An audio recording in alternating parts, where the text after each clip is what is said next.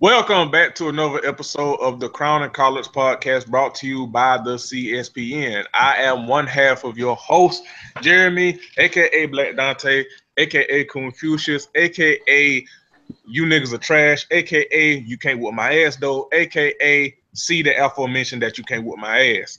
And I am joined as always by my homie.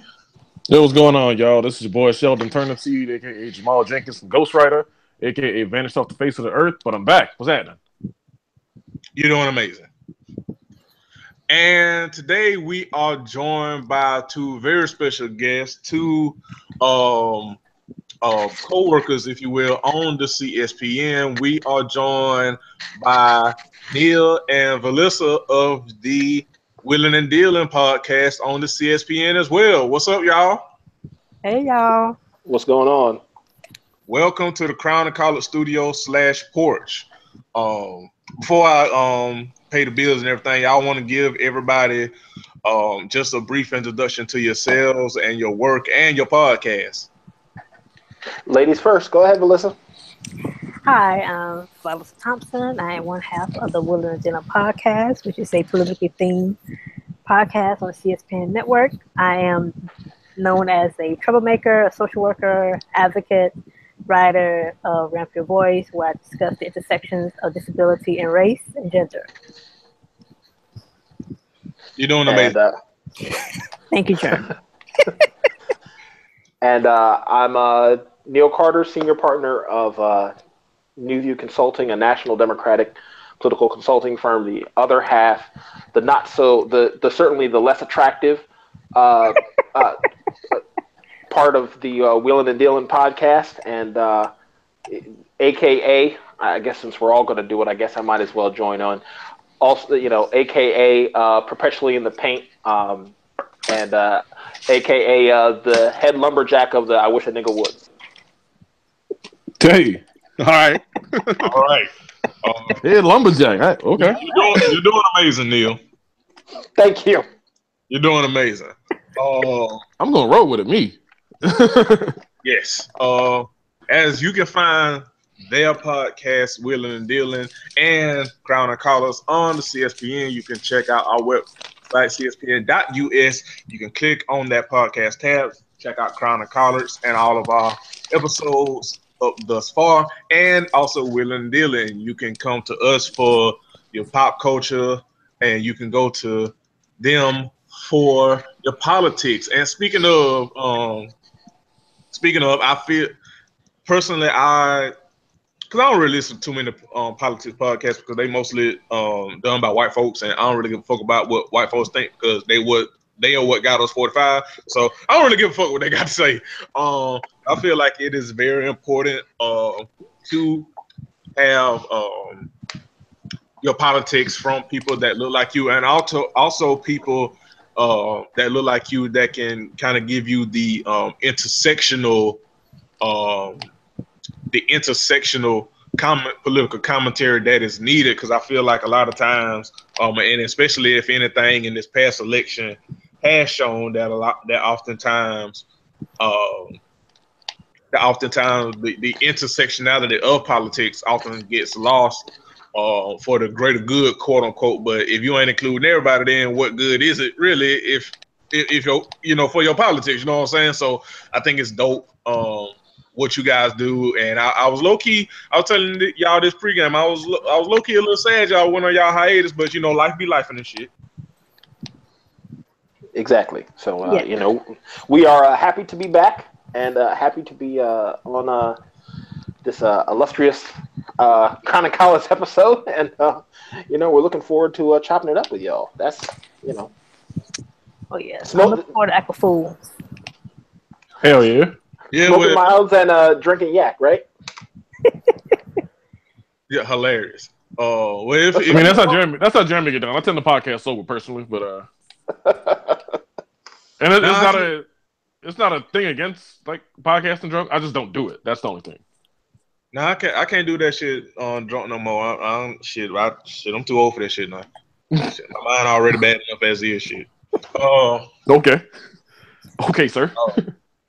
Yeah, I mean, hey, whatever. But if it was one place that you need to come to act the fool, it is this podcast.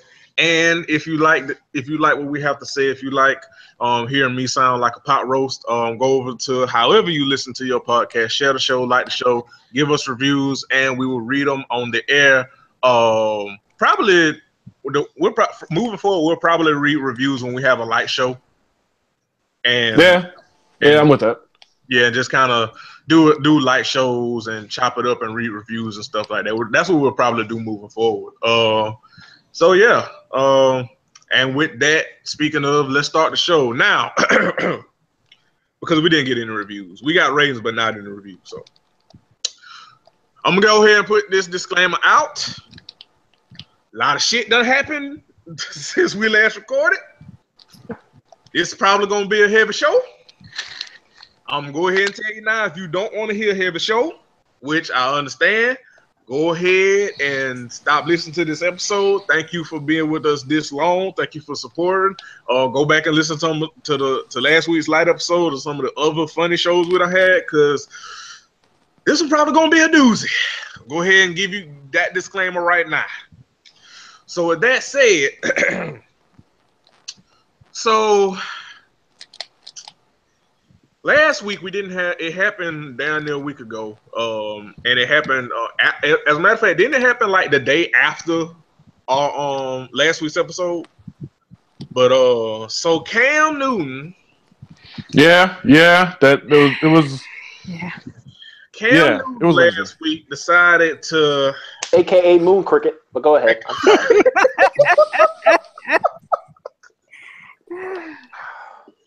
oh shit. AKA this nigga dressed like an AKA. Yes. So Cam decided he was gonna try to make a funny, quote unquote, at the post-game press conference of the Panthers game last week, and decided to say that I think it's as a woman reporter, a white woman reporter, asked him a question about his receivers running routes. He decided to make a funny, quote unquote, and say, I just think it's funny that a female would know about running routes. And the nigga tried to play it off like he was in fucking Harlem Nights and kind of do that smooth ass movie like kind of jig. And when he saw nobody was laughing at that shit, then he was like, then he had the I ate ass face on his face and then proceeded to answer the question. And that for a whole goddamn week. Listen to me. Let me tell you something. I know it ain't gonna happen because niggas don't read and niggas are stupid and niggas don't learn, but I bet not never see a nigga complaining about that goddamn straight black men or the white people or black people analogy ever fucking again. Because in this past week, not only have niggas proved the point of it, they have soared above and beyond to prove it. Like, these motherfuckers are getting extra credit. You know how you have a group project and it's always that one motherfucker in the group that's just doing the most. Like, y'all all gonna get the same grade, but this motherfucker, like, if the project is for y'all to build a volcano, this motherfucker is trying to build a solar system and shit. It's always that one person that's going the extra mile for some shit. That was niggas this past week, and it started with Cam. And I'll start with you, Valissa, especially being a woman. It was very, very, very, and particularly being a black woman in particular, you know, that of that intersection. It was incredibly predictable, yet sad to see so many men, so many black men defending this nigga that don't see color. Except in his AKA outfits. As a Zeta, I'm glad he dressed like an AKA and not a Zeta. That's all. Shade. Woo! Goddamn! Wow! Oh man! Just I can see how this is gonna go. Yes. So, as a Panthers fan, I just need Cam to shut the hell up. I need us to. I need him to just shut the hell up, play football, don't get injured, and just be quiet. Be seen and not heard. That's what I need from Cam. Like last season, you know, he did the whole race jig and jive. This season is sexism. I'm like, damn, Cam. Like, what you doing, man? What the hell are you doing? I just need you to play football. Just look like an AKA with your outfits, play football, go home, and that's all I need you to do. It doesn't surprise me that black men are sticking up for a black man who is dead ass wrong. Very predictable, as you said, very tiresome. I wish that black men would put forth that effort when it comes to defending black women and not defending black men who are in the wrong all the time and who don't need defended, who need to be condemned. And I really need black men to step up for that. It's one thing for women to say something that is sexist, but it's very powerful for men to call each other out. And I just wish that black men would do more of that. Cam knows better.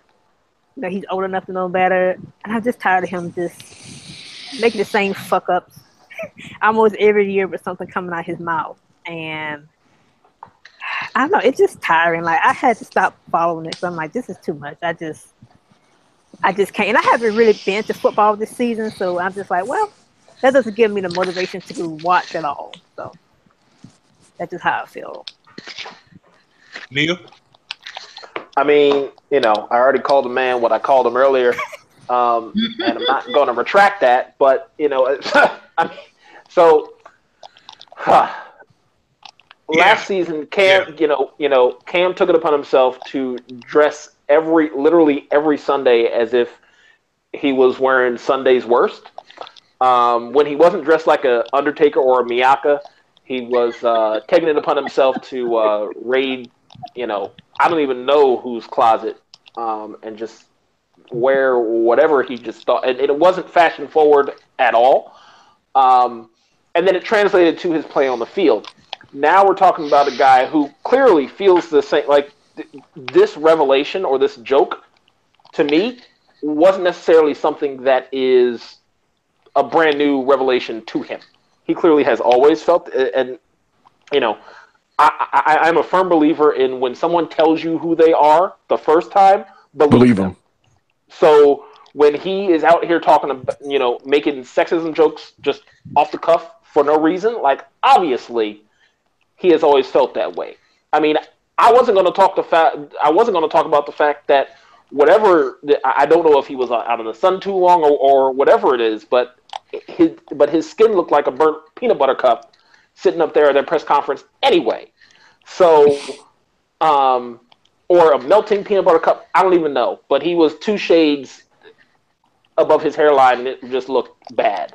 So any black men who are out there defending him, I just, again, question their motives, considering that that a lot of the black women sports reporters or just women sports reporters in general. Now, we're probably going to talk about what this reporter said in her tweet that was found out later on. But as far as I'm concerned, his initial comment was wrong. He had no business just saying it in the first place. But at the same time, again, this is always how he felt. He just blurted it out, this past Sunday. So I don't feel any different towards him than I did before. That is to say that his intersectional politics are already askew already. So when you couple that with sexism and put that as like the icing on the cake of being problematic, like, it's I don't feel any different towards the guy. So, obviously he has a lot of things he has to work on.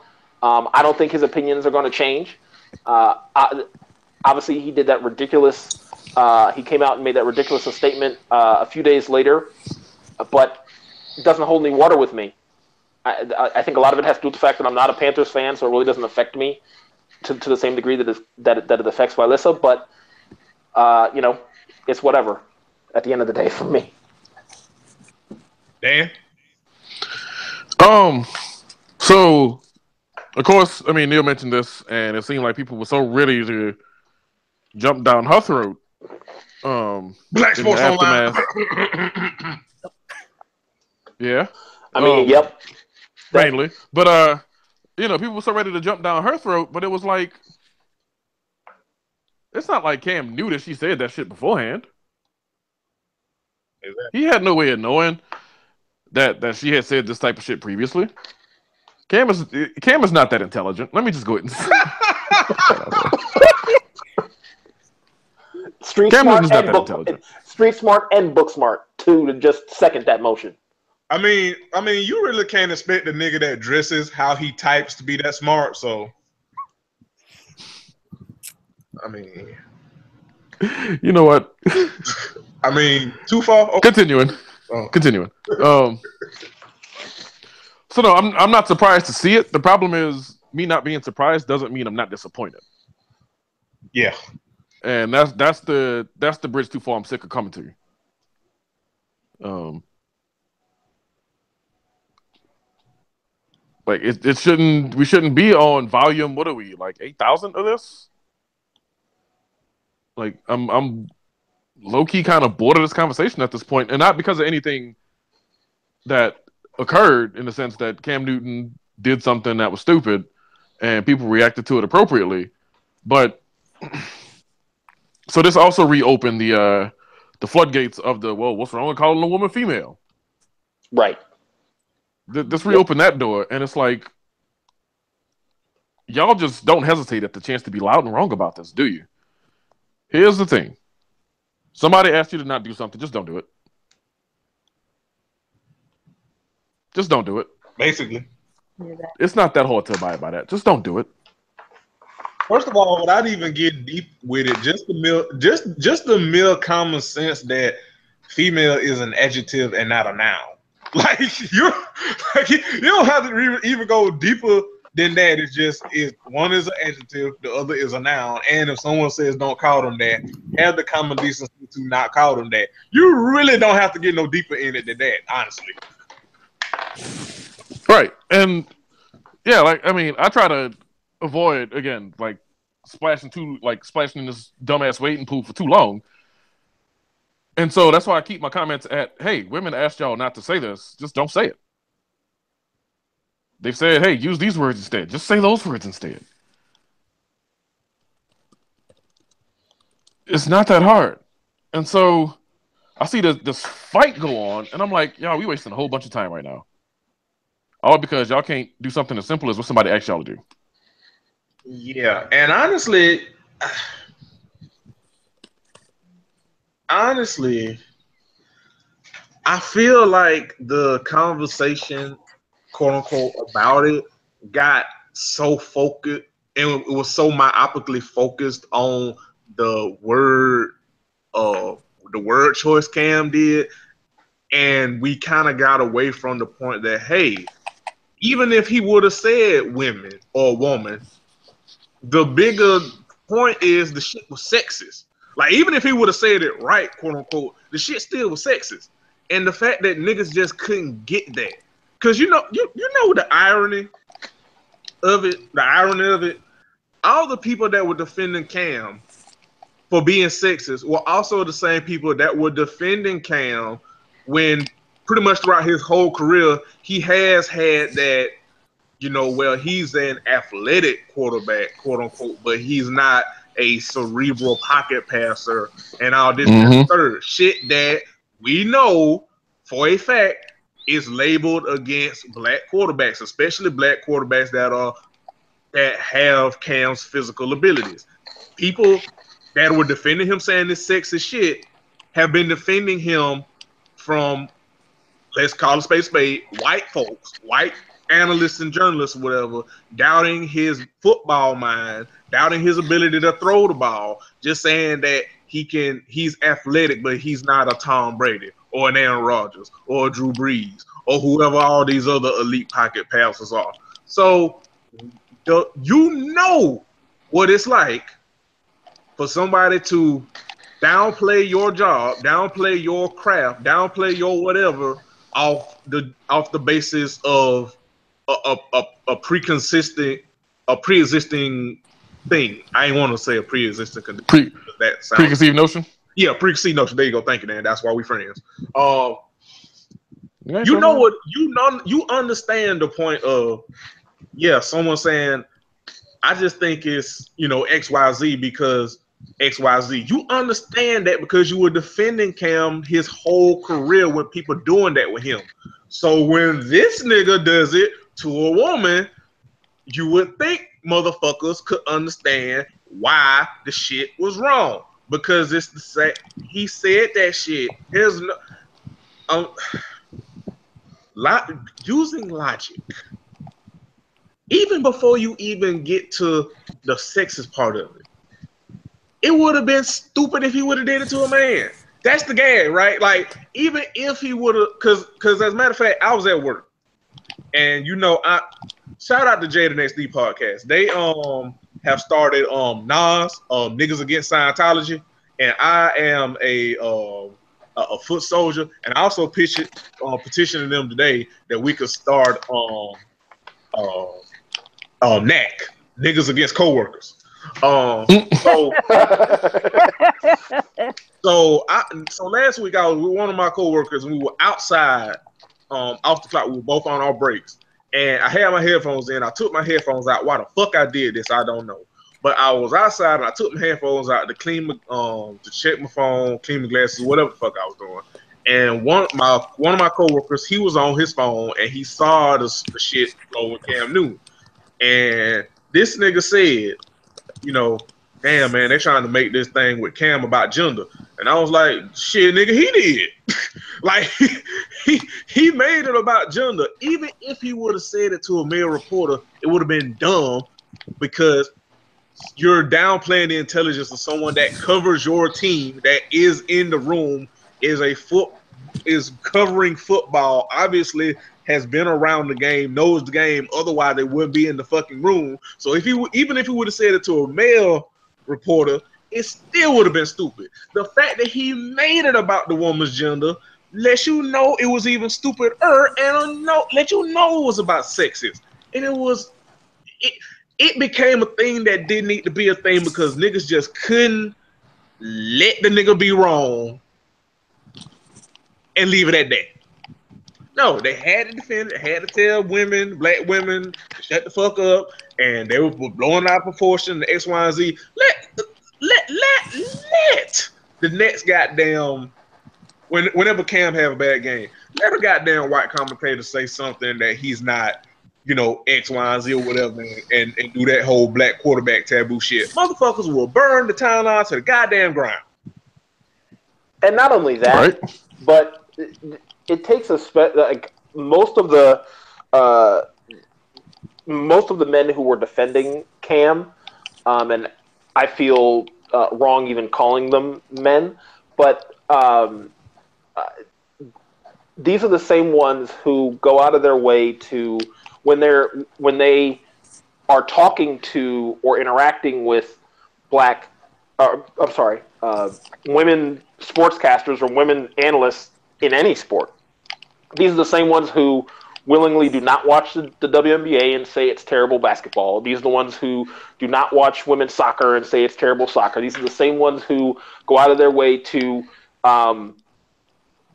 get into the DMs and get shamed for it of women analysts who are either married or in a relationship or single and not interested. And they get shamed left and right on Instagram, on Snapchat, on Twitter, and they just literally expose themselves in more ways than one to these women sportscasters and dehumanize them to the point where they think, oh, well, they're going to like it when I dehumanize them.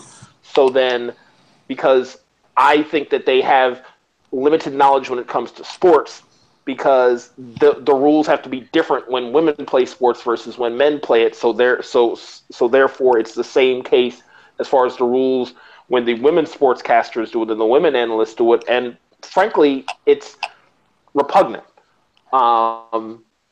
And it happens all too often. I have, a few women sportscaster friends, one of whom is really popular now. She used to be the sideline reporter for the Golden State Warriors, and now she's moving to Atlanta to do some other work, and she does amazing work. And she didn't get the attention that she got until she went to the Golden State Warriors and was a sideline reporter for them, and they won 2 championships recently. So she wasn't getting the attention she was getting then that she is getting now, but she's just one example that these men go literally out of their way to make these women feel uncomfortable by, as far as Instagram is concerned, sending them dick pics and, on Twitter, going into their DMs and doing the exact same thing. On Snapchat, interrupting their life stories to try to get into their pants and thinking that's what they want because they clearly, quote unquote, shouldn't be talking about sports. Like, they devote YouTube videos. There are literal YouTube videos about these men, or sorry, not about these men, but where there are videos of just the women sportscasters on SportsCenter alone, not any other channel, but just on SportsCenter. They have their voices muted, and they're like zooming in on certain body parts, and they're like 30-minute long videos devoted to just that. Mm-hmm. And it's disgusting. Like, what? First of all of the women sportscasters on SportsCenter alone are either married or in a relationship, so they're not interested in you. Right. So why in the world would you take it upon yourself to objectify these women and think that devoting a 30-minute video to whatever body part you feel is prevalent thinks that's going to make, you any more of a man when in fact it does the exact opposite. Sorry, I went on a diatribe there. Yeah, no, it's cool. I'm also thinking I know exactly who you're talking about, and I sent my first tweet about her. I just looked this up in 2010. Well, there you go. Yeah, no, and it's weird because, like, people say things like, oh, like, women who play sports can't be attractive, and then like they do sideline work, and it's like all of a sudden, oh my gosh, she's so attractive, and then all of a sudden from there it becomes she can't talk about that sport. She's so attractive that's all it's about for me, and like it's just it's this bad like fuck shit spin cycle basically, right? That leaves us with no winners, only losers. Right. And at the tail end of it is the woman who is harassed at the end of it all. Which is the part that annoys me because, like, again, obviously, Jeremy and I have long been proponents for 1, protecting women, and 2, believing women. And I think that that's a really important distinction to make because sometimes you can't do any protection. Sometimes the damage is already done, but it's a matter of listening and saying, I hear you, your situation is valid. I hear you. I believe you. I support you. I encourage you to move forward with this and so forth. So bringing it back to this whole Cam Newton situation, it's just like just a whole bunch of the same old usual suspects being trash and trash adjacent to her and getting Cam off the hook when the real issue I have with what Cam said is exactly what we alluded to earlier. All the people who beat him up about everything else under the sun with just another quarter in the meter. And he opted into that his damn self. I think that for me, it's just another example of women dealing with bullshit in the workplace. All she was doing was just working by answering the question. Every woman has had that one male that is incompetent than what she is, who thinks that he knows more than her or belittles her. I know I had that with my old job with the supervisor that wasn't shit and had proved he wasn't shit after I left, but he was protected because he was a man. And it's just really frustrating to see men not get that. There are men who are not shit, and Cam, he's my QB, but he ain't shit for this. So how can you even protect him when he is in the wrong and not see how what he did was offensive, from what he said to just the mere act of him, downplaying the intelligence or capability of a woman in her role and just simply doing her job. I can answer that in 4 words. Niggas find a way. As always. That is a perfect segue, Dan. So like I said, that was one thing, right?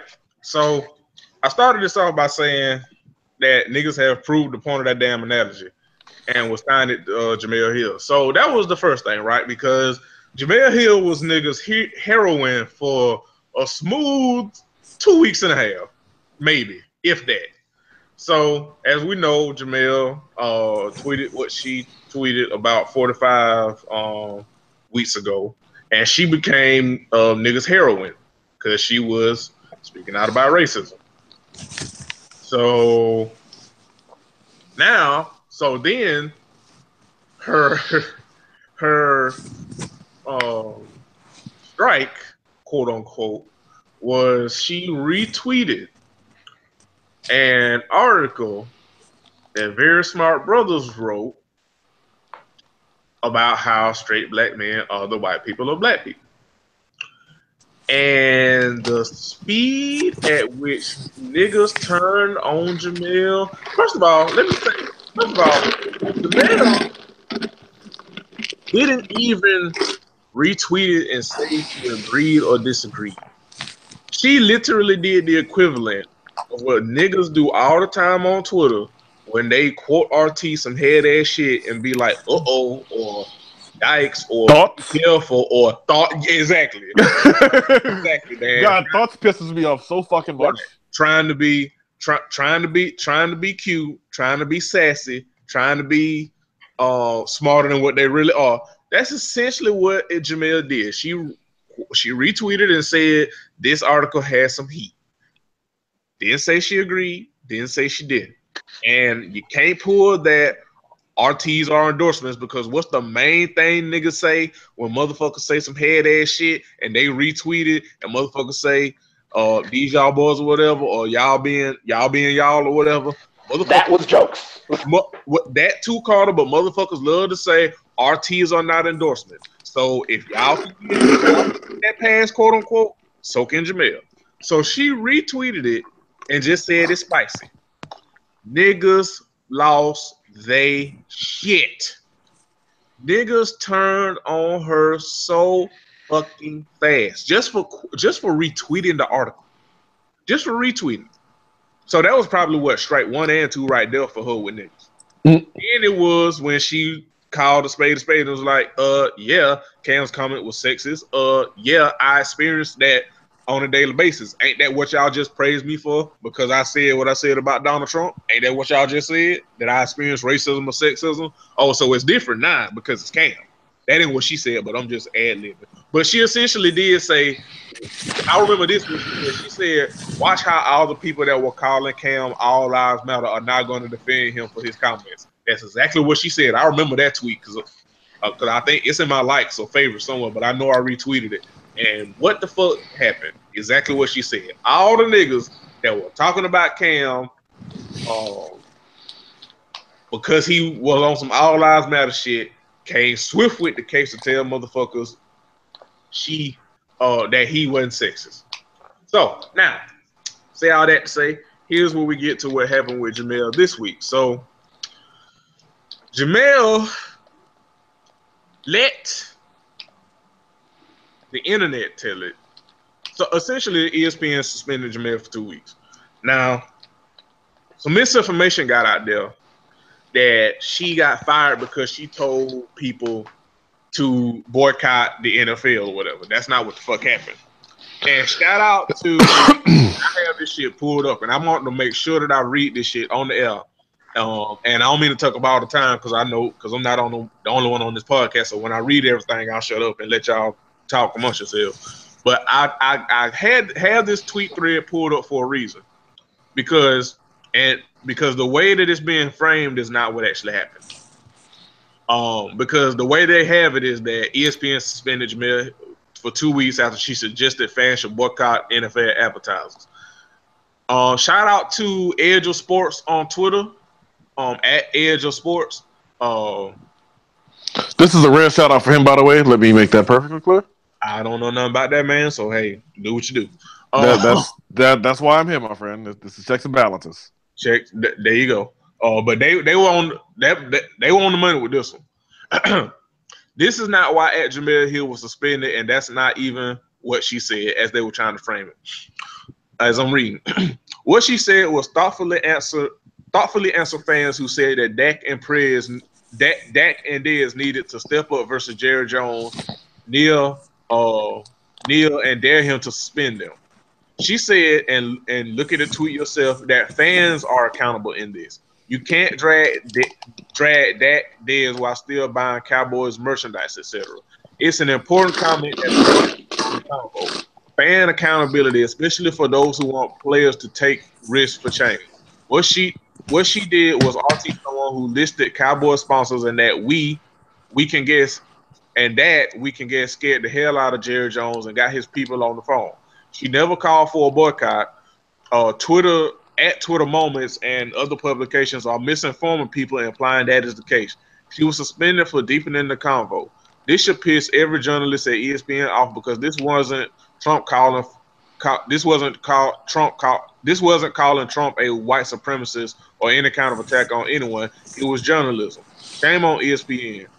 For Twitters that you hired Katie Nolan last week because this is truly garbage time for hashtag WWL. And it can't just be black journalists at ESPN who stand up with her this time. Everyone from at Will Kane and on should be outraged by this. It's about the freedom to do your job, advance discussions, and talk seriously about issues. This is a crackdown from the White House down. We can beat back their efforts to silence critics, but not without solidarity. That goes for NFL players, journalists, fans, all of us. The end. God, first off, fuck Will Kane. I'm mad he was mentioned, but anyway. And also, real quick, fired. Real quick, he also in the thread added the tweet that Jemele said right after the convo he's talking about. Jemele said, "Just so we're clear, I'm not advocating an NFL boycott, but an unfair burden has been placed on the players in Miami and Dallas with Anthem directives." So great. My initial thought when I saw this was, before I got the context, even before I got the context, my initial thought was, oh, this is just a makeup call essentially for when they didn't suspend her when 45 told them to. This is basically a makeup call. That was my initial instinct. And even with people spreading things like saying that, hey, she told them to boycott, that stupid, quote unquote, blah, blah, blah, whatever. My instinct and my gut still was, this is still pretty much a makeup call. And now when I saw that tweet and got the context and got everything what she said, yeah, this, in my opinion, has not changed and is still faithfully in. Yeah, this was just a makeup call because that's just it. It was just a makeup call, and I will say this, and then I will shut up for real. Our boy Till, at the Till Show, had a great thread about this today. If you're celebrating if you're celebrating Colin for the risk that he took and speaking his truth and telling the truth, then it's hypocritical to call you. If you're celebrating Colin for saying fuck the bag, I'm gonna speak the truth. But calling Jemele dumb for fucking up the bag for speaking the truth, that's hypocritical and also a level of misogyny. And now I will shut up for real and let y'all talk. So I have a lot of thoughts on this. First, I'll say this, that let's not pretend that there isn't a severe level of favoritism by ESPN and by the folks in Stamford, Connecticut, as it pertains to the Dallas Cowboys organization and Jerry Jones.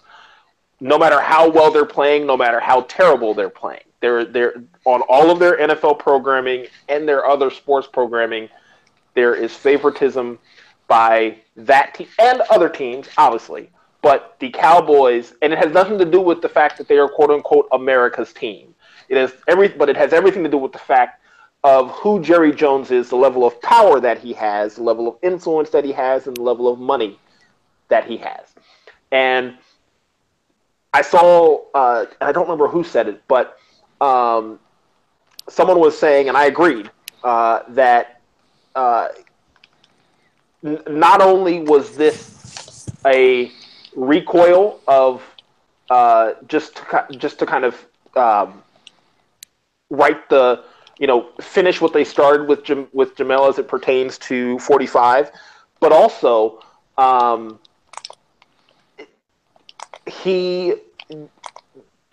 because of his level of influence in ESPN, and I'm talking about Jerry Jones, because of his level of influence and money in that organization and television channel, there is reason to believe that he helped influence the ESPN executives to suggest that she should be, suspended. He probably advocated for more. He probably said she should be fired. But they said, we will suspend her for this short amount of time, and if she comes back and doesn't correct herself, then she will be fired. From my point of view, the 6 shouldn't even be on ESPN. That belongs as video content on The Undefeated. Point blank, period. That's just my opinion. But dig it. The audacity of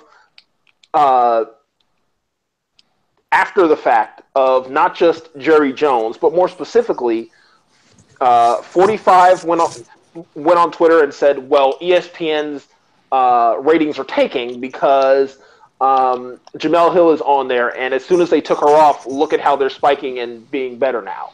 And then Sarah Huckabee Sanders, the press secretary for the 45 administration, took it upon herself and said, see what happens when she gets suspended? Now everything is working. She's echoing what the president, what 45 is saying, obviously. So and this is all being spun while there are other things going on in this country, and not only that, but this is a clear, pointed attack. Once again, and this is not me getting on a pedestal for any fucking reason, so don't think that's the case.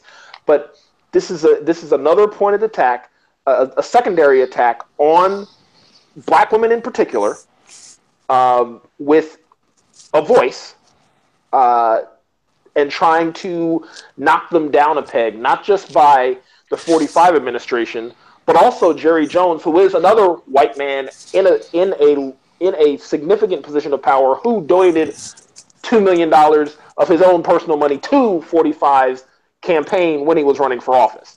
So everything is tied together. If you follow the money, it's all there. I'm not going to tell you to go to opensecrets.org and that's not a plug, but go there and follow the money yourself. It is obviously repugnant that and they're clearly in the wrong for letting her go. I'm sorry for suspending her. I am glad that Mike Smith, her co-host Mike, decided to say, stepped up and said, "Look, I'm not going to do it either by myself or with somebody else." When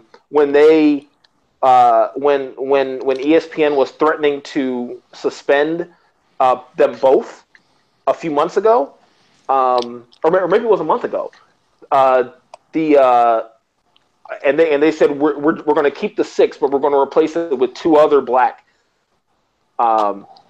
sportscasters that are on our network. All of them in solidarity said, "Listen, we're not going to be on the 6," and they're doing the exact same thing again. All of the black women who would probably replace Jemele Hill on the 6 are saying, "Look, we don't want anything to do with the 6 because it belongs to them both. Why would we jump on?" So, again, this. The suspension was wrong. People need to recognize, as far as the level of the NFL owners, not just Jerry Jones, but the others who have, and I think it was documented before how many NFL owners actually have, donated in different capacities to the Trump 245's campaign when he was running for president, and how many millions of dollars they put into it, so that for them to be hypocritical and do the whole fake news shit, I knew that was all a publicity stunt. When Jerry Jones was in lockstep with, I think, Dak and Dez at the time, like, I knew it was BS. And people are now this week saying, oh, well, Witten should take a knee and just to make a statement. But for those that don't know, Witten is not that woke. So right. Why in the world would I expect him to do that? Like, I don't understand why Jamel got suspended in the first place, because it was ridiculous reasoning. I do understand that the white men that are in the positions of power in ESPN and Jerry Jones and 45 all influenced her suspension, and it's going to be and it's going to look really suspect when the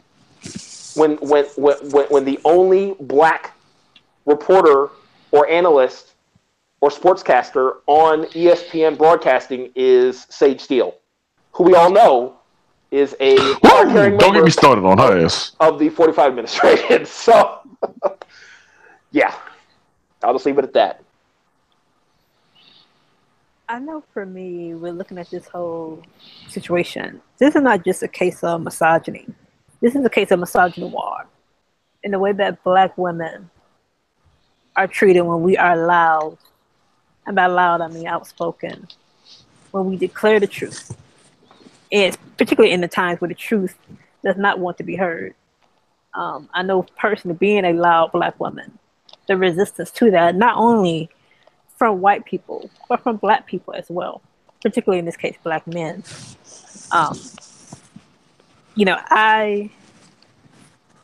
It hurts me to see when black women are attacked like this, because when we speak up, we're speaking up for you all too. Anytime black women are unapologetic in their truth, speaking the truth about civil rights or whatever issues that matters to us, when we are trying to save ourselves, we will save everybody else in the process. And for her not to have the support of our community particularly is disheartening, but never surprising. Because we want our black women to be docile. We want our black women to be quiet. We want our black women to play by the rules. We want our black women to be seen and not heard. And when we do not fit those quote unquote positions or roles, we do not get the support that we need in the very moments that we deserve to be uplifted, to have that solidarity. So with the whole controversy, it just, I support her 100% in speaking what she needs to say. And she is doing an incredible justice in putting her job on the line, knowing the type of environment that she works in, knowing that she doesn't have support, knowing that we have a president that cares more about what she's saying than actually being president. She knows what she's putting on the line, and she's still fighting for us. She's still fighting to say the truth or to share the truth on whatever capacity that is in. And people are still so ungrateful to really commend her for sticking up for herself, because we know how when you work for employers that are not for you, the risk it is to be outspoken in that way, to put your neck out there. And, to see people just not really respect what she's doing, that's bigger than what she supposedly shared on Twitter, is absurd to me. I'm glad you brought up being ungrateful, because if you hadn't figured out, the first part of this show is niggas ain't shit. And like I said, you can feel the way if you want, but you're not gonna whoop my ass. So anyway, so in ESPN suspending Jamel, now I will be fair and say that I saw a lot of NFL players, a lot of black male journalists, a lot of journalists in particular supporting Jamel, and that was great and dope to see. However, there were men, black men, niggas, either outright celebrating or joking, quote unquote, that because Jamel said that black men are the white people of black people, P.S. she didn't say y'all are. She just retweeted an article. That's all she did. But, you know, niggas. But niggas said because she retweeted that article, they either don't care, were making jokes, or were literally celebrating the fact that she got suspended. So, in keeping with what kind of piggybacking off what Valissa just said, and look, there were enough niggas. Nobody said it was all. Hit it, Dan. No! Thank you. Nobody said it was all, but it was enough.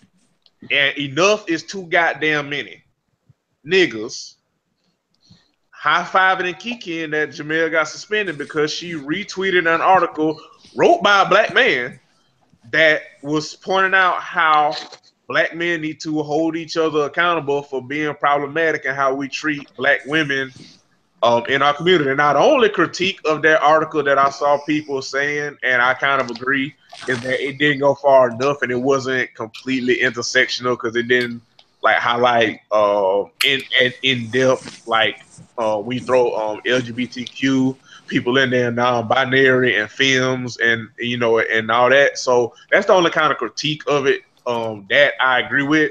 But other than that, an article written by a black man tell other black men, hey, we not the end all be all of blackness, and our oppression, our singular oppression on race alone ain't the end all be all of blackness because there's sexism, misogyny, homophobia, transphobia. Is that hey, we can stand to correct a lot of behaviors and treat other people within our communities better and not go full white person when they call us out on it. A black man writing that. And because Jamel retweeted it, niggas who were just praising her for calling 45 a white supremacist are now turning on her and saying, fuck that bitch. But niggas ain't the white people of black people. I bet I never see y'all. Hashtag y'all. I bet I never see niggas complain about that goddamn analogy ever again. Cause niggas have went through hoops and leaps and goddamn that jump that Michael Jordan did on Space Jam to prove the damn point of that damn analogy these past 2 weeks. Michael Jordan. All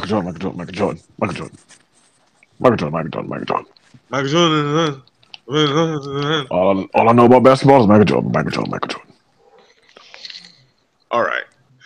So so in other head ass news, so Tina Campbell is a very special individual. You being nice. You being nice today. Oh goodness, who the fuck is hosting this show with me? I don't recognize you, sir. Who are you? You got identification on you? Hilarious. She is a very special individual. She is one half of Mary.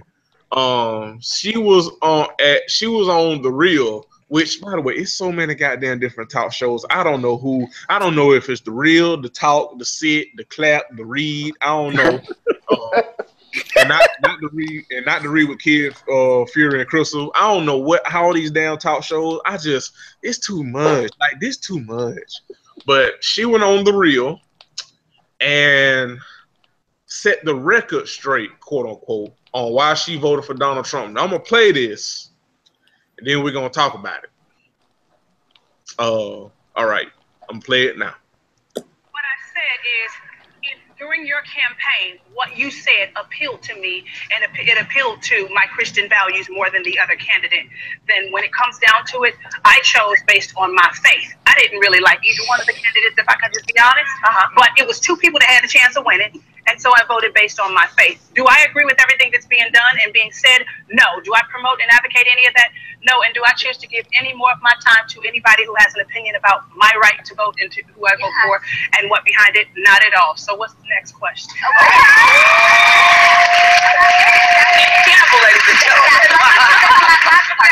I'm a Christian. I'm supposed to pray for the leaders. Stand with does not mean I agree with everything. It means that I pray for you. But do you understand that people get out of there? That's upset because of the things that he's doing to this country. I'm upset with the things that he's doing in this country. I'm upset with a lot of that, but I don't agree with all of the choices, and I established that in my letter. But you have a right to vote for who you want to vote for, who you want to stand. But people were upset. You can understand. I ain't out campaigning for nobody but Jesus. Well, first of all, she was a surrogate for Donald Trump, so let's get that out of the way first. She wrote campaign letters to Black Christians. She bundled money for Donald Trump. She almost damn near wrote a song as a member of Mary Mary for Donald Trump. So let's get that out of the way, that she was a surrogate for 45 during his campaign.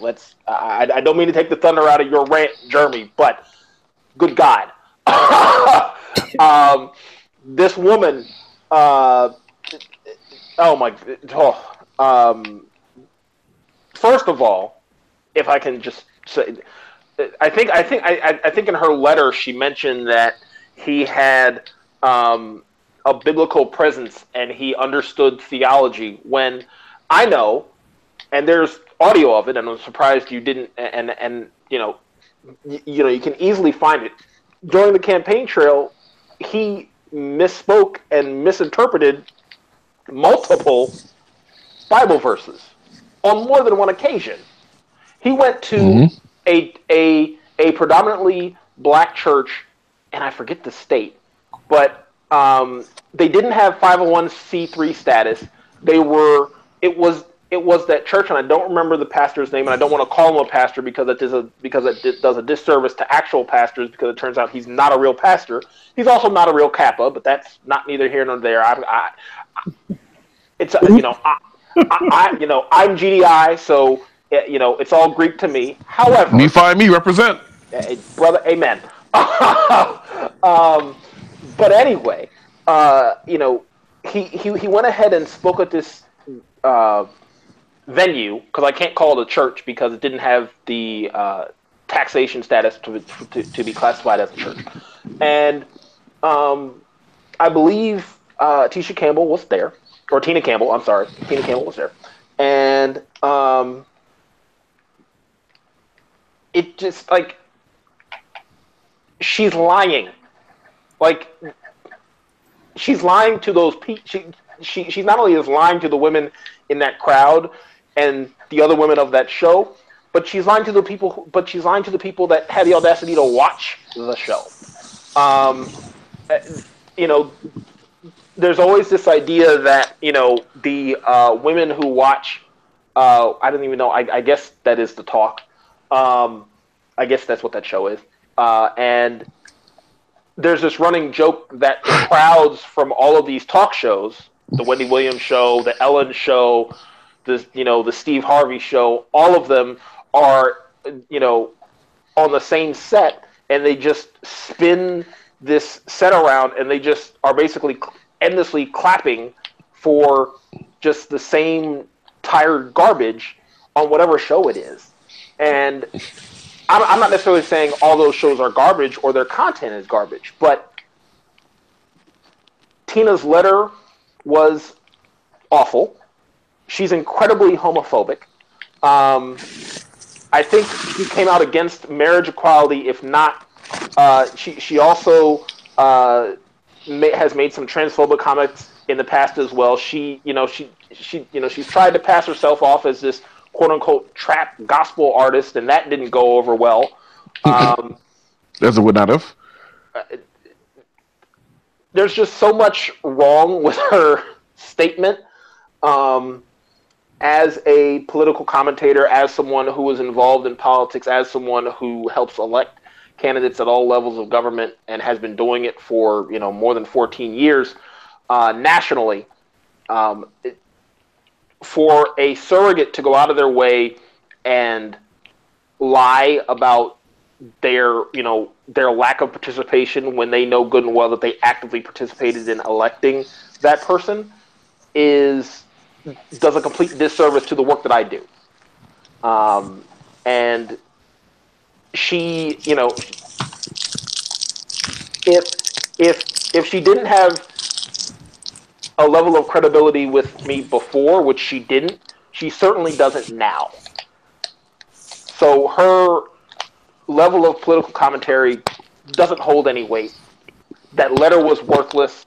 Her attempt to try to be shady on that show was even worse.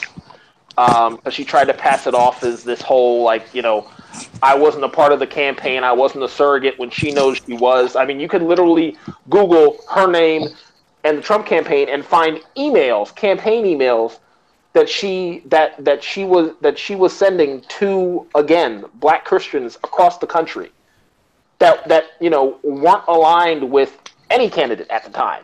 But she was sending these mass emails. And if she wasn't sending these mass emails, she was one of the people a part of this whole Black Christians for Trump garbage that was sending these mass emails anyway. So, real quick, I wanted to jump in, and then I'll pass it to Melissa. It reminds me of when Bush was running, and those.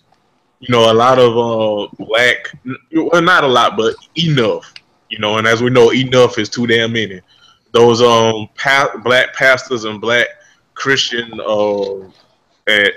leaders and stuff that sided with Bush and told their congregation to vote for Bush because Bush was against gay marriage. That's what it kind of reminds me of. Go ahead, Melissa. Well, I think that we all know that she has been trashed for a while. So I think this is just another receipts collecting moment for her. It's really fun to see Black Christians use their religion to explain their fuck-ups and why, particularly when they are being gathered for something so ridiculous. There's nowhere in the Bible that says to support a leader that is a proud pussy grabber, or someone who has a long scroll of sexually harassing women. Tina I just wish she would just go away. I just wish she would just go away and just not be seen. I lost respect for her from just watching her reality show and just really see how much of a coon and a fool she is. So this doesn't surprise me at all. I just really hate when some of us hide behind our Christian faith for being trash. And she knows that, 45 is an irreprehensible individual. There is nothing Christian-like about him, and there's nothing that you can revolve around Christianity to even support him. Right, and that's the real gag, right? Like, you support his Christian values. What Christian values? Right. I ain't been to church in damn near 5 years, and I got more Christian values than this motherfucker. Like, what are you doing? We all have more Christian values combined than Donald Trump, right? It's just laughable that she's backtracking, backpedaling, trying to save her ass, and it's like, you already did it. We already see who you are. We've been seeing who you are. This just adds to it. And any Black Christians that says that they voted for Trump, out of Christian beliefs, need to be jacked up. Basically. You are canceled. You are 86, whatever. So, right. She's irrelevant, and I don't plan to buy her music. I don't plan to watch her little raggedy show. I don't plan to do anything because she's canceled. And I think that we can officially cancel her. We only acknowledge one Mary over here. How about that? Yes. Well, first of all, I don't think anybody knew that they were musically still with us, either one of them, if we're being perfectly honest. And number two, I want to know why the fuck she got Lyrica from Love and Hip Hop's hairstyle. That's also what I want to know. Like you having your head, you having one half of your hair shaved off, looking like a goddamn Magmar. That is not what's popping. Like, how the fuck the nerve of you to talk about you voted for Trump? Because I mean, let's be honest. Even if you black, like, let's be honest. You voted for Trump, you voted for victory. Like, let's not sugarcoat the shit. Like, let's keep it with the fuck 100. Like, if you voted for Trump, you voted because you want to make America great again, quote unquote, which means you voted for victory. So one, that's dead. But the nerve of you, the unmitigated gall, the all goddamn audacity of you to be a bigot and you have a 5th grade hairstyle. Like, sis, what you doing? Like, are you okay? Is everything okay at home? Hell no, it ain't okay. Do you need to get in front of some people? Do you need talk space? Do you need a therapist? This is not shade. This is no shade, but all tea. Like, are you okay? How about this? I don't care if she's okay. I don't want her to seek help. I don't want anybody to talk. I don't want any black therapist to talk to her and waste their time or talent on her for any reason whatsoever. Her white the only person who should waste their time on her is that other fraud, Alanya Van Zandt. That's the only person. Read my mind. As soon as you were talking, I was like, yes, please, yes. You know, we don't talk about it enough that she really is. First of all, her real name is Rhonda. And I don't trust no motherfucking name Rhonda. I'm sorry. So that's number one. Number two. All right, wait, hold on. What is this about? Because Pastor Troy once asked a young lady named Rhonda to help him, and that's true. Exception to the rule. Okay. I don't think we talk about how she really is like the male equivalent to Steve Harvey enough. I don't think we talk about that enough. As a social worker, she really worries me because what she's doing is not therapy. It's actually more harmful than helping. And we really do need a counselor in honesty. Like, we really do. First of all, I can't trust no motherfucker that say they help people and they can't help themselves to a goddamn dentist. That's number one. Y'all see what I gotta put up with every week? Oh shit! Oh god! I'm just saying. So what you're saying is we coming back? Is that what you're saying, Dan? Because clearly you need us to come back. Yeah, I do. You need help. I need a counterbalance. Listen, all I'm saying is you can't tell me you're gonna fix my life and you can't fix your goddamn guns. That's all I'm saying. I think that's fair. I think that's reasonable. You fix your guns and then you can fix my life. I think that's fair. You're not wrong, technically. I will say this. Anyone who looks like they chew lit firecrackers should not... Kneel by. Kneel. I mean, you didn't lie, but still, kneel. See, I be trying to chill on this show, man. Ooh, it is hot over here, I swear. See, that's why I be trying to chill. Y'all be pulling me out my chill element. I got it figured out now. I cracked the code, baby. It is not me. It never has been me. It's always been Jeremy and the company he keeps. Always. Let this be an important lesson to us all. This was your public service announcement from Crown and Collins. I got it all figured out now. Speaking of people that don't have it figured out, so Nelly was in the news. Oh boy. Nelly allegedly. No, there's no alleged. He raped that woman, but go ahead. Go ahead. Neil, I'm trying not to get us sued. Shit. No, because his only defender is Wendy Williams. So he listen. Listen. There is no allegedly. Go ahead, Jeremy. Finish your statement. Ooh, the shade of it all. Speaking of, Wendy Williams is very, very, very problematic. Very, very, very problematic. Yeah, so Nelly has been in the news. He has been accused of rape. It allegedly happened. Let us. Allegedly happened early. He was arrested early Saturday morning for second-degree rape.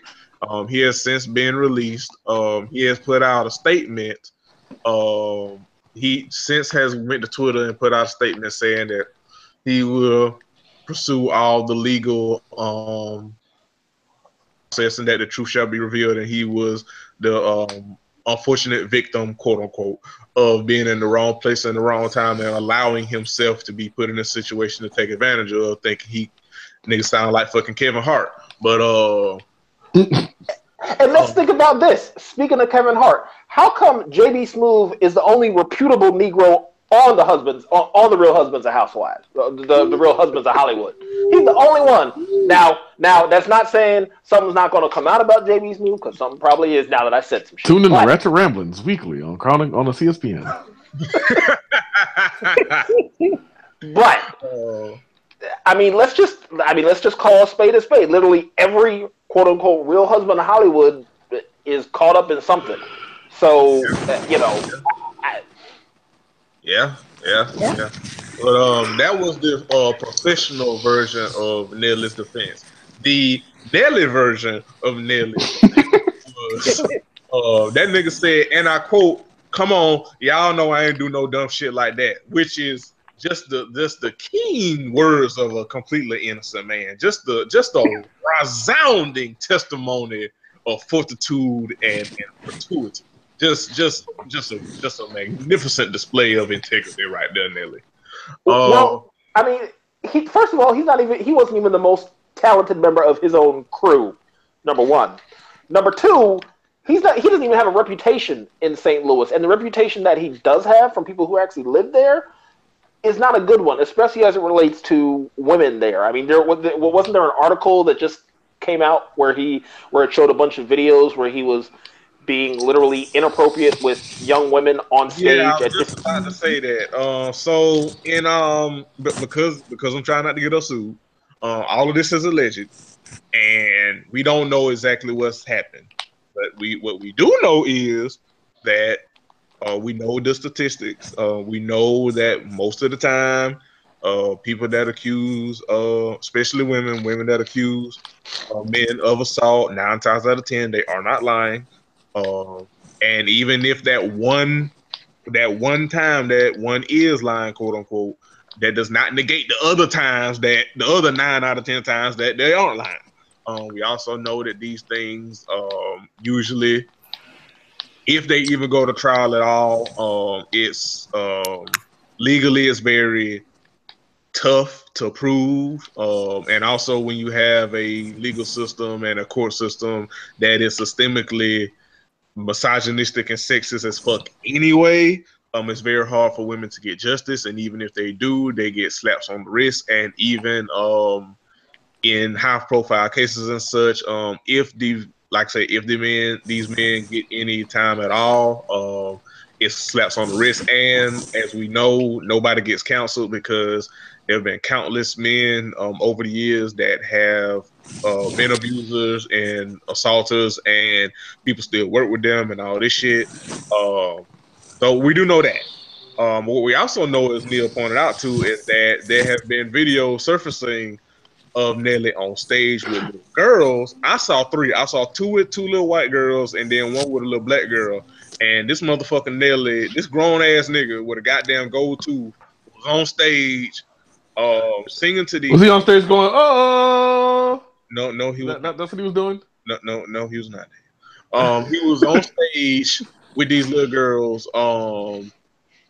whispering and talking in their ear, and then singing to them and twirling his fingers in their hair. And if you watch the videos, the girls are visibly uncomfortable, and a couple of them actually try to leave, get off the stage, and he kind of pulls them back and is like, "Where you going? Come here." And it's kind of like real loud, like I say, in their ear, and singing and twirling his fingers in their hair. So it don't look good. And I also I can't remember who brought this to my attention. But I did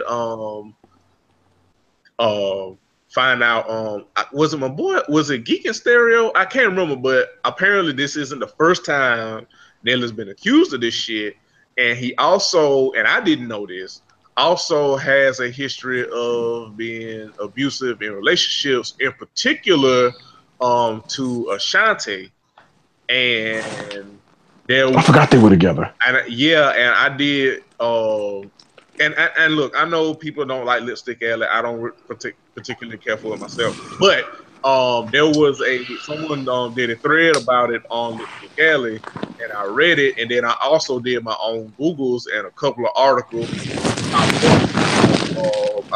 Ashanti speaking about her time with Nelly, and also how Irv Gotti pretty much threw her under the bus when it came to that nigga when he knew like how Nelly was treating her, and how that song "Rain on Me" is kind of, especially the video, is kind of her telling like, hey, how Nelly was treating her and shit. So all I'm saying is, while we don't know what happened, the nigga does not have the best credibility. That's all I'm saying. And if you don't, it's perfectly fine to say you don't know. But what you don't need to do is automatically jump to the defense of saying this bitch lied or he innocent or all this, that, and the third. It's completely okay to just say you don't know and just wait shit out. Well, you know that's not going to happen.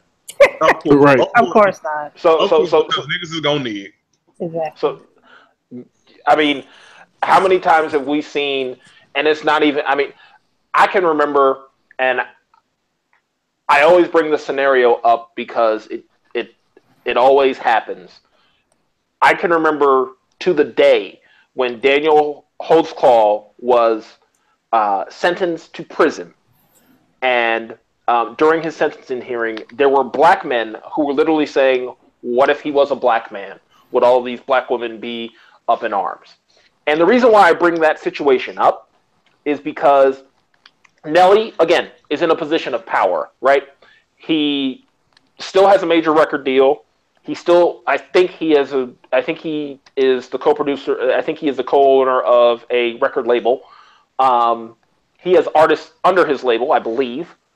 So he has the capacity to, if he was put in prison, or I'm sorry, put in jail, he has the capacity to come out because he has the money and the access, right? So, you know, as far as the situation is concerned, unlike you, Jeremy, I'm not going to paint it with a sugarcoat allegedly, because you know, I know too many women that were and are survivors to even fathom allegedly. I don't even think in that allegedly headspace. And the reason why is because so many women, and we're even seeing it with this Harvey Weinstein situation. That people who wouldn't necessarily come out either in support of a sexual abuser or against a sexual abuser are coming out in lockstep, and like so many things are coming out all of a sudden as if they are these brand new revelations, right? So, you know, again, you know, as I know both of you believe in the mantra of, you know, when a woman says something about a sexual abuser, believe them the first time, right? Correct. It's the same situation for me personally. It's the same situation here, and I know it's controversial. I get that, but there are literally men who will go out of their way consistently, and this is why I wrote a Black Men's Guide to Rape, the syllabus version, the day after the day before my birthday a few years ago, because there are so many, and it wasn't even in relation to anything going on at the time, because there are consistently so many black men in particular, but men in general, who go out of their way, and and also women who uphold a level of patriarchy because they don't want to believe sexual abuse victims. There's a reason these women and these young girls don't, and these survivors don't come out. There's a reason they don't tell their story. There's a reason Terry Crews today, before, he even said when he was talking about his situation, there's a reason he didn't go into deep. He said, listen, I didn't want to do this, but I'm doing it because I felt it was the right time to do it. And there are literally people in his mentions right now at this very moment saying, I don't believe you. Even though he spoke his truth and spoke his story, right? So if, it's the same situation with that young woman who had that situation with Usher, where they were saying, oh, well, she's just trying to get him for money because she's plus size and she wouldn't necessarily get Usher under any circumstance or anything like that. Usher likes big women. So what? And he got and that situation aside, it just aggravates me to the point, and I'm sorry to the both of you, but it's really aggravating that Nelly is already getting protected and put on the same pedestal that Nate Parker was, that Bill Cosby was, and so many others before them, R. Kelly, and so on and so forth. I mean, we could literally run the gambit and do a show devoted to how many black men get put on that pedestal of protection from other black men because they want to believe the black men in a position of power because there was a hashtag a few years ago, Black Power is for black men. This is the exact same shit all over, all these situations where black men are bending over backwards to protect other black men in positions of power that they're never going to have. And I'm specifically talking about black men who have CEO in their bio and don't own a company, and I'm talking about black men who have Esquire in their bio and have never passed the bar, and I'm talking about black men who have multiple companies in their bio, and none of those companies exist, but they're going to go out of their way to support these black men in certain positions of power because they want to emulate them, and they think if they have that level of power, then they're going to be in a position of power as well, when that's not going to happen. There's a reason that those black men are in a position of power, and there's a reason that they're not sharing it. And that's what these guys just don't understand. Because that's the issue at its core. I just want to be clear. We're not disagreeing with anything you said. The only reason I said allegedly is so we don't get sued. Because we of course.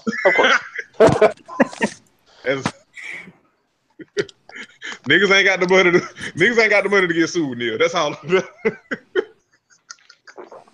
But yes, amen to everything you said. I'm just niggas broke. That's all I'm saying. I think for me, all I need to remember is Nelly made Tip Drill.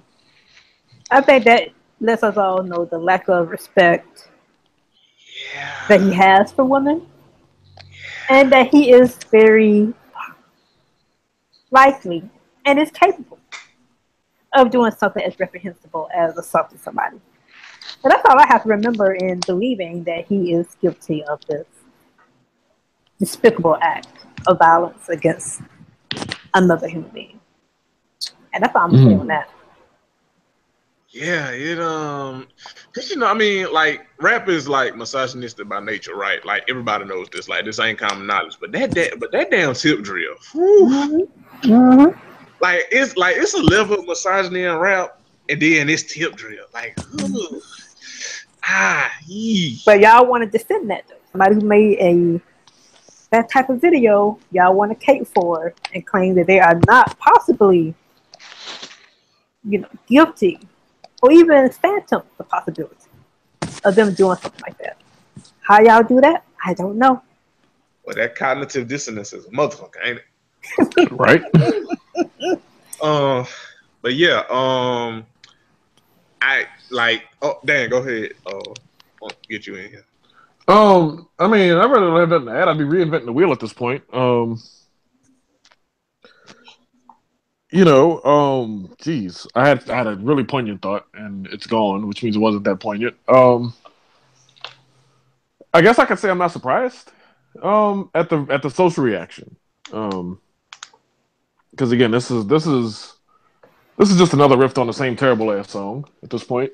And it's one that you can just hear in all of our voices. We're just tired of hearing. And so when you get a situation like this where you have a pop star insisting, I wouldn't do this, I didn't do this, there's no way in hell I could have done this.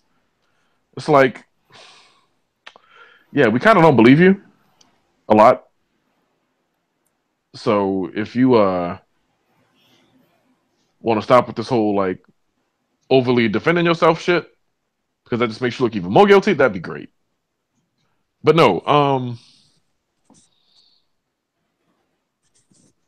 I don't know. Like it's a common thing that we say on this show, and that's believe women and be ready to support women, be ready to protect women, be ready to stand in that what now I'm just gonna go ahead and call a challenge. Like it's legit a challenge because motherfuckers make it that way. But this is the time to be about that action. Correct. I say that a lot. I say, you got to stay ready, so you never got to get ready. This is the time to be ready. Because women need us, and if you want me to be less specific about this case, sure, I will. But as a composite, women need us, and it's time to stand in that and be ready to represent, be ready to ride. Long overdue. So we're going to transition. Like I said, this episode was going to be heavy. But we do have some fun things to talk about. As y'all know, it's the first portion of the month. And we didn't do our Bring It Back last week. But we are doing it this week. And we are going to Bring It Back. For those of you that may be new listening, Bring It Back is a monthly segment that we do, usually the beginning of each month, where we revisit an album that is at least 10 years of age or older. And this month we are going to be reviewing Queen Janet Jackson's Velvet Rope album. It is her 6th studio album. It was released on October. Wait! You're talking too loud. Talking too loud. If you're gonna review this album, you're talking too loud. Dan. All right. Look. Okay. There's a time for Janet Jackson jokes. Wait, did nobody like that? Was I the only one home on that one? No, but I mean, really. I mean, it was kind of like a really moment. Really. Was I the only one home on that one? Okay, I understand. Listen, I understand. I've heard her called the Ghost Whisperer by a lot of people. So, and I respect her career a lot. And The Velvet Rope is one of her greatest albums. So same. Yeah. So yes, your joke was funny. I'm acknowledging your joke was funny. Whew, however, I was worried for a second there, Neil. You're doing amazing. I know.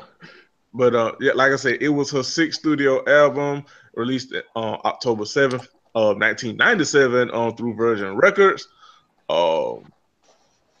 And it was... I'm gonna go ahead and put this out there. This is my favorite Janet Jackson album. I can say that unequivocally and without a second guess. It is my favorite Janet Jackson album for me. It peaked within the top 5 positions of the majority of global records it charted in the U.S. It became Janet Jackson's 4th consecutive album, top the Billboard certified triple platinum, and it sold over 3 million copies in the U.S. and an estimated 10 million copies worldwide. Well, I guess we'll go around the round table. Neil, what did you enjoy about this album from Janet? Well, I agree. It was certainly one of her best bodies of work to date. I certainly think that this was one of the peaks of her career. The album from beginning to end told an amazing story. Yes. And then she topped that with an amazing tour, a tour for the album, where I know for fact that there were many a cishet man that were eager to be, when she put men on that symbol and she groped them for no reason, for no other reason but just to sing one. And I don't even remember which song she was singing, but it was from Velvet Rope. But anyway, it was during. I mean, yes, I think I think it was Rope Burn, and that scene from the tour is one of the most memorable things I can remember as far as the tour was concerned. Now the album has, bops and classics from the beginning to end, and it was amazing thing. It certainly was one of my favorite albums. It wasn't, and it's certainly in my top 3. But unlike you, Jeremy, unfortunately, Jeremy, I wouldn't necessarily put it as my number 1, but it's certainly in my top 3. Okay, Valissa? When it came out, I was 12, so I really don't think I was able to appreciate, this album until I became grown and really understood. She's trying to call us old. Thank you, Valissa. Appreciate it. You're welcome. I mean, Jeremy was like 6 when it came out, so don't feel too bad. Hey, boy, hey. Oh man. Hey, listen, okay. I was 6 in my. You sounded like Barry. Hilarious. Hey, listen. Hey. I was 6 in my damn grandma kitchen singing Earth, Wind, and Fire, not knowing what the hell I was singing, but I was singing the shit anyway because it sounded good. Don't drag me. Okay. Okay. Okay. Now, damn it. Now let all. all. The moment you were off the hook. So yes, Valissa, you were 12 years old when this album came out. Continue. Yes. So I wasn't able to really appreciate the album, to kind of understand some of the references as I got older. But I do remember the kind of pandemonium about the tour. And, just seeing her kind of in her Janet rawness, with her sexuality, and particularly with the I Get So Lonely video with Blackstreet. And that's, for me, like my favorite song. Fire. Just really fire, like the whole video. Yeah. And, it really, just really got me excited, just really loved it. So, I'm not saying this is my favorite Janet album, but it's definitely up there for me with the bops, particularly with I Get So Lonely, and then Till It's Gone with her and Q-Tip. I really like that one, like with their whole, a really good mashup with them too. I just really like, just Janet in her prime. And I think that's what, to me, Velvet Rope represents, is her in her prime. This is, her coming off of around the same time that she did Scream with Michael. So that whole type of thing there. So I just feel that, this is, for me, is peak Janet. Just peak her music and just who she is and why she is the legend, that she is for me. Iconic. Yes, very iconic, incredibly iconic. And also her style too, with the hair and all that in the videos. Just everything was just iconic at the time. Oh yeah, she had it going on, definitely. Mm-hmm. Dan. Okay, so I went through and I ranked all my favorite Janet albums, and it came in 4th, which, let me explain. Now that the difference between 1st and 4th is bigger than the gap, or smaller than the gap, than the difference between 5th and 6th. Like Janet has a veritable top 5 for me, and then like there's a separation point, and then like I get to like I guess the rest of her career, which even then, like, and what I'm saying here is 1 through 4 basically interchangeable. They're not actually interchangeable, but functionally they're interchangeable to me. Velvet Rope, again, it sits kind of on the edge of that. And I think the thing about it was listening now, I'm not as crazy about many interludes as I was back when it first came out, obviously. Yeah, this was interlude heavy. Right. And so that does detract my 33-year-old ears, but not so much that, again, I would say, oh, well, fuck this album, or this album sucked, or this album was overrated, or this album was trash. Like, I'm not trying to be a Twitter nigga about the shit, basically, is what I'm saying here. But no, it's very enjoyable then as now. It's got great replay value.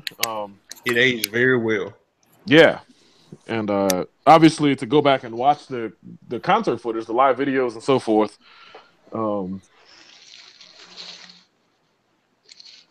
that stuff is invaluable. And one of my longest friends on the internet, my boy Chris, mentioned how it was like one of the first concerts he went to, growing up. I was like, man, you got to go to Velvet Rope. Shit, he's the same age as me. I'm like, man, you got to go to Velvet Rope. Shit, I wish I could have got to go to Velvet Rope, but that wasn't in the cards for me.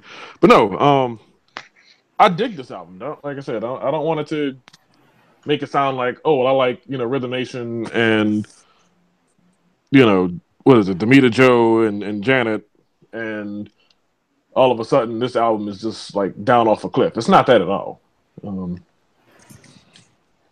It's just when I was sitting writing my list, I settled on it at 4 and I didn't really hesitate. And then I put the next one on and then I was like, okay, shit, I got to start thinking about this now. So this album is in my, what I'm just going to call my tier 1 favorites of Janet. Okay.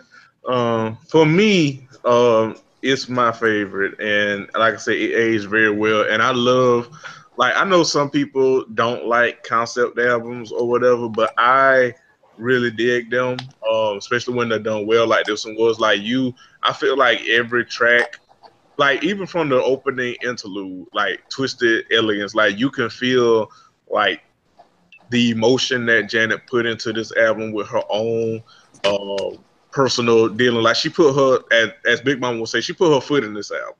Mm-hmm. Like you could feel like everything that Janet was going through, like the songs where she was, alluded to depression, the song What About, when she alludes to abuse, and both physical and emotional abuse, like just the inner turmoils of what was going on in her life, and then like her sexuality and embracing other sexuality, like with Free X Zone and Go Deep. Like this was one of the albums that kind of made Janet like really popular in particularly the gay community, like, and she embraced that. She didn't run from it. Like she wasn't like, oh, the gays love me. Oh no, stop. Like she didn't do that. Like she fully embraced it, and it's just the album tells a story. Like it's so cohesive. Like no track feels like it's out of place, and I mean, it got like 6 goddamn interludes of the shit. Right. Even without the interludes, none of the songs still feel like they're out of place, and everything flows very, very smoothly. And I think her arrangement with like her voice and like how they blended it in the themes here, nigga, first of all, fucking the title track, fucking Velvet Rope, that part at the end with them goddamn violins and strings, nigga, listen. Hey. Nigga, listen, that is still some of the best that I've heard on the song, like instruments ever. Like that part is epic. So I think the production was great, the storytelling was great, the emotion that Janet put into it was great, the singles bop, the deeper cuts bopped. I think it was a very, very great album, and for me personally, it's my favorite Janet album. I dig it. No, like there's nothing to be argued with here, and I think the grander thing that needs to be said is that's a very good it's a very good tell on Janet's career just in general. And I'm trying not to be like all albums meta about this, but the woman got hits. And I've seen it argued on VSB and elsewhere that Janet might be the superior talent to Michael. I don't agree with that necessarily. I think that Michael always was one who sort of took the step into, for example, New Jack Swing. And then Janet came behind and polished it up and made the shit jazzy as fuck. So yeah, no. When it comes to appreciation of Janet's career, I think it's easy to do, and I think it's great that she had that sort of initial inspiration in the greatest entertainer of this generation, the last one, the next one, and the one before it. And I mean, she did well with every style adaptation that she took on. She did really well with them. So. Again, I don't say that as a diss at all. I say that as like very high praise. Like she took what was popular in music after Michael Jackson did it, and then she went and basically made a more refined version of it. I don't want to say better necessarily. I wouldn't say every album was a better version of every Michael Jackson album that preceded it, but she made a really, really refined version of it. And not to call that formulaic or anything, but Janet really made a career off that. And Janet made a hell of a career off of it. And the reason that she made a hell of a career off of it was because it never at any point felt like, this is an introspective, this is looking back on it. But while it was happening, it never felt like she was in his shadow perpetually. It always felt like Janet is doing her own thing and we fuck with it the long way. Exactly.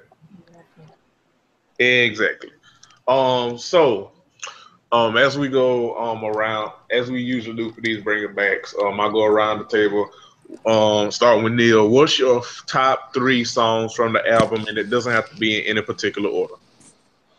Well, obviously, Rope Burn. Is certainly up there, for sure. I wonder what that when that comes up over at the Neil at the Carter household. Keep your comments to yourself. You telling Jeremy instead, how about your business, right? Yeah, stay out my bedroom and I will stay out of yours. How about that? Together again. Hey, Jeremy, fuck up this man's business, bro.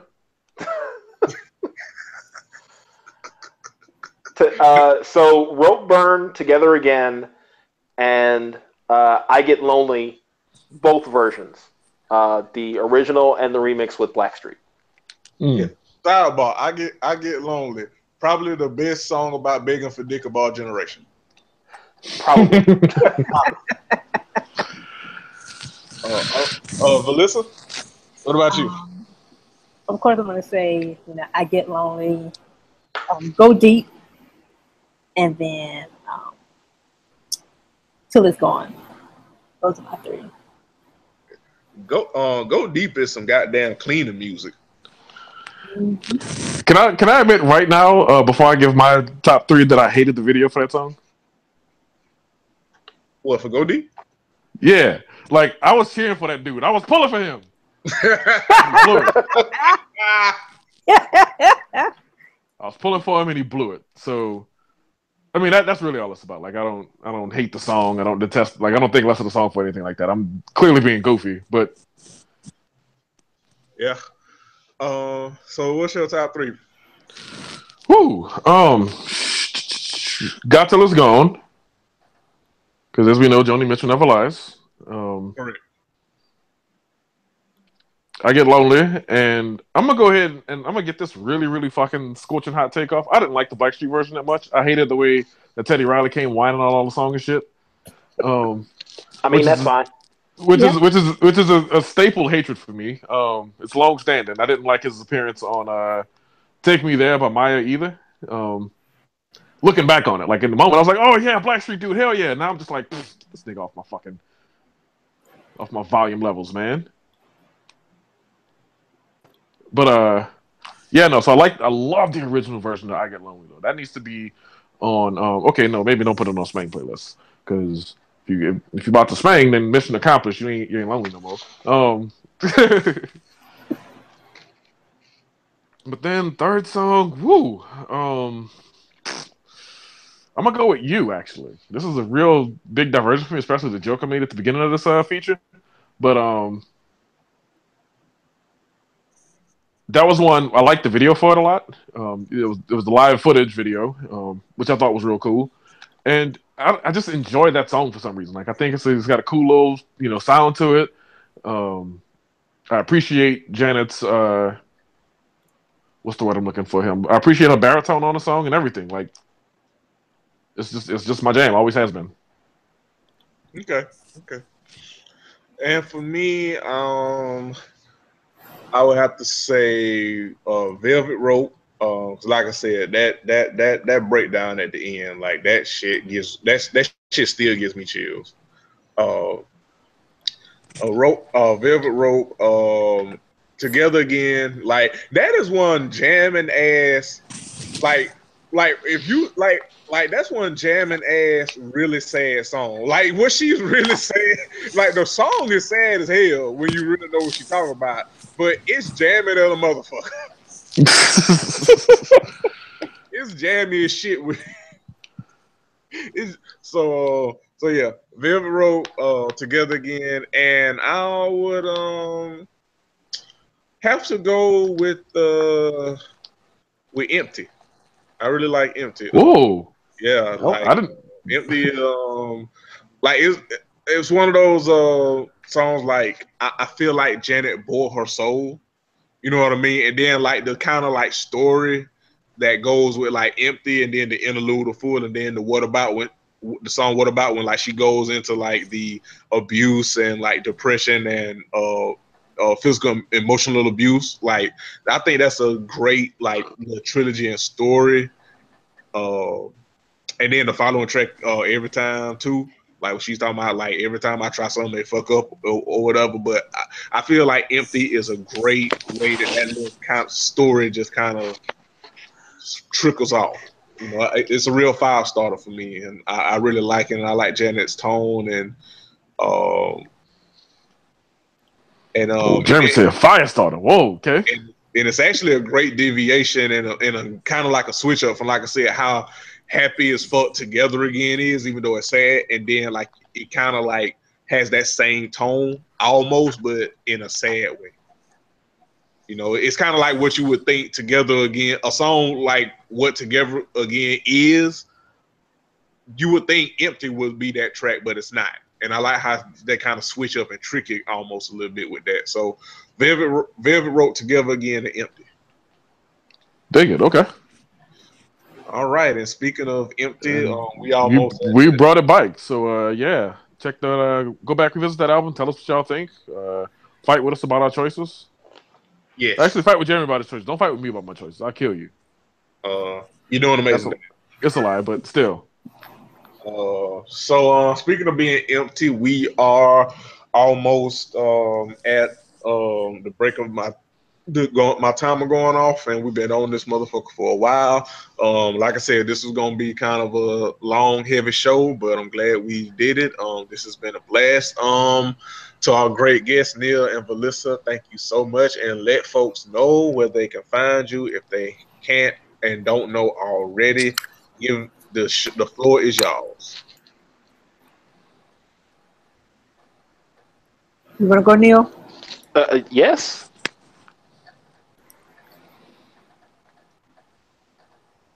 Yes, Melissa, go ahead. I'll tell you to go first. Okay, Neil. So you can find me at my Twitter handle at Valissa Thompson, also at Ramp Your Voice. Find me on rampyourvoice.com where I blog. You can, I do peek at the Real Deal Pod Twitter handle every now and then, but I think Neil, he is the one who is driving that ship. Yeah, just hit me up. Don't act a fool because I will block and mute your ass. But do hit me up. Want to say what you need to say. Get some education by Black disabled women like myself when it comes to intersectionality and to not be a head ass. And you can find me on Twitter at Neil Carter, on Facebook, I think, at Meals on Wheels. Obviously, you can find the show that Melissa and I co-host on the CSPN network at Wheel and Deal Pod. Look out for more episodes, and we might, because Crown and College was on, because we were guests on their show, guess who's going to be guests on ours? Yeah. That's just see, that's just how camaraderie works, people. That just creates a good workplace. So that's what we're going to do. So look forward for that. We got a great workplace over here at the CSPN, I mean, when we come over there, I ain't gonna do nothing but just talk shit about these politicians. But because I know my lane. I don't know too much of shit. I just know how to crack these jokes, so it's fine. It's fine. That I look forward to recent discussions about political issues that trouble this nation and beyond. Yes, that's correct. So with that, as I'm putting y'all information in the show notes. With that, Dan, you got anything before we get out of this motherfucker?